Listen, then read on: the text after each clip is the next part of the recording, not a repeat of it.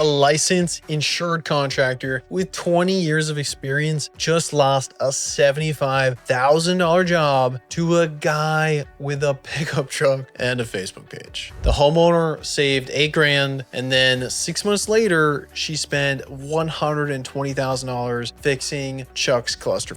And if you're still losing to these clowns, let me tell you why, and more importantly, how to bury them every single day. Legitimate contractors lose jobs to Chuck in a truck. Some dude with no insurance, no license, probably no teeth, underbidding you by 40%. And every day you go home pissed off, wondering how customers can be so stupid. I'm Stash with S&C Digital. I've helped over 100 contractors absolutely demolish their markets for the past decade. And I'm sick of watching good contractors lose out to hacks. Here's the brutal truth. It's not the customer's fault, it's yours. Yeah, I said it, and I'm about to prove it. Let's start with why you're actually losing to Chuck. It's not because he's cheaper. Well, it is because he's cheaper, but that's not why you're losing. You're losing because you're playing his game. When a customer says, Chuck quoted me 30% less, what do?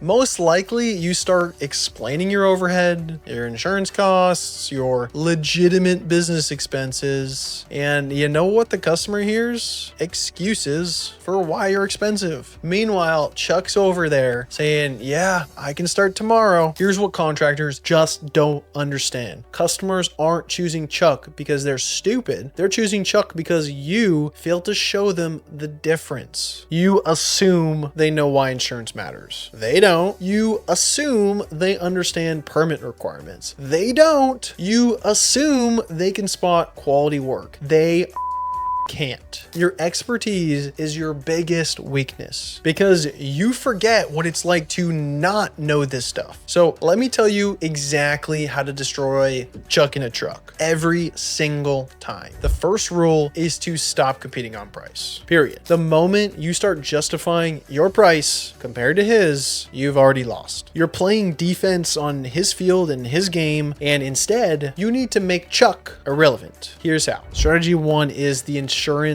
reality check. Don't just say, I'm insured. Every hack says that. Pull out your phone. Let me just show you something. This is my liability policy, $2 million.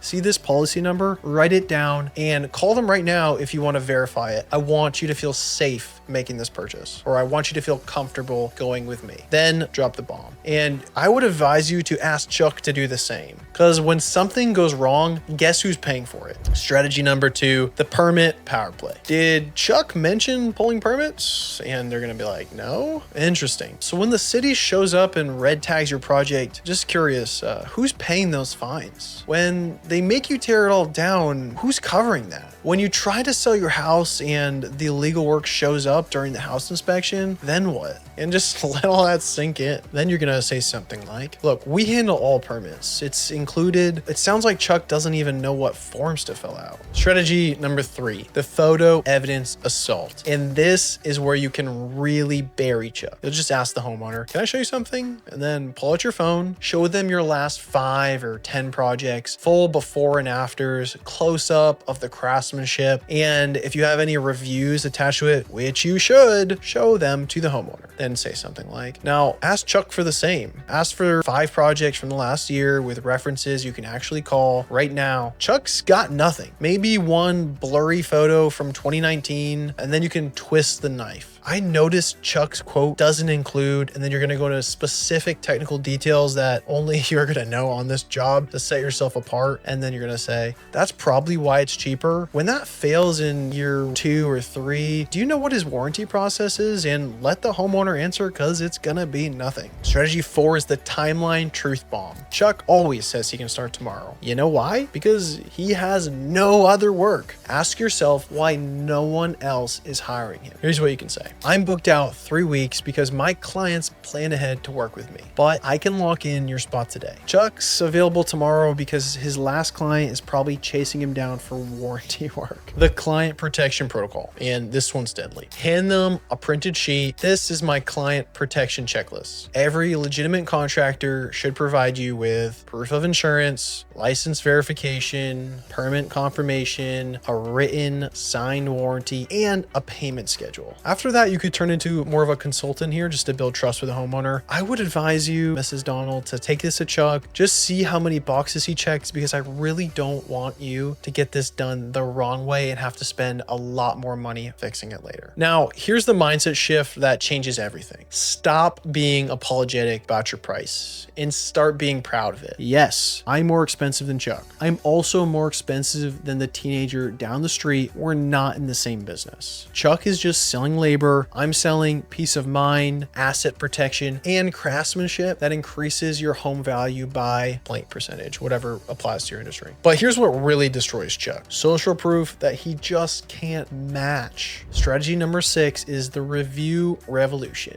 Google my company right now. Read the reviews, look at the dates. You'll notice that they're recent. Look at the names, they're real people, and you can call any of them. Now, Google Chuck's company. Oh wait, you can't, because Chuck's Concrete isn't a real business. This is a guy with a truck who will be gone when you need him. When all else fails, you go to strategy 7, the warranty weapon, and this is the kill shot. My warranty is 5 years, transferable if you sell your home, and here's the document. Here's how to file a claim. Here's my office address. All of this is building you up so high in the homeowner's mind. And then if they still want to go with Chuck, here's what you should say. I understand price is the most important thing to you. Here's my card. If Chuck ghosts you mid-project or when his work fails, call me. I'll give you my fix Chuck's mess rate. It's double my normal price, but at least you know it'll be done right. And then smile, shake their hand, and say, I fix about 3 to 4 of Chuck's jobs every year. It pays for my vacation. And look, I get it. Losing to lowballers sucks. Watching customers make stupid decisions sucks. Seeing hack work in your community sucks. But complaining about Chuck won't fix anything. Chuck exists because you let him. Because you assume customers understand value without you showing them. Because you play defense instead of offense. So every time you lose to a Chuck in a truck, it's not because he won. It's because you failed to show the customer what they're really buying. They're not buying concrete or roofing or whatever the hell you do. They're buying confidence, protection, peace of mind, a relationship with someone who will answer the phone 2 years after the project is done. Chuck can't sell that. Only you can. But you have to actually sell it. Not assume it, not hint at all. Sell it. So here's your homework. Take these 7 strategies, practice them, role play them with your brother, your wife, your team, and make them automatic. The next time someone says, well, Chuck's cheaper, don't get defensive. Get excited, because you're about to show them exactly why Chuck's deal is the most expensive mistake they'll ever make. Look, Chuck's still winning jobs with, yeah, I can do it cheaper. What are you gonna do about it?